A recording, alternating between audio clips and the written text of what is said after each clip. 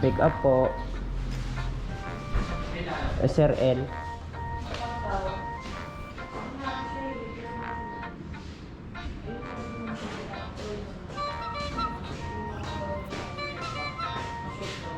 Oh, serve na kayo.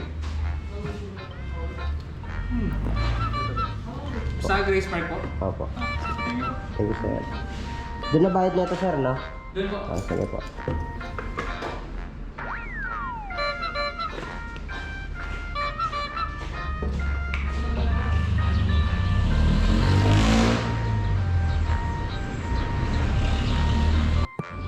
So yun mga tol, nakapulong yung biyahe natin Manila to Caloocan. So sabayan na lang natin ang dalawa.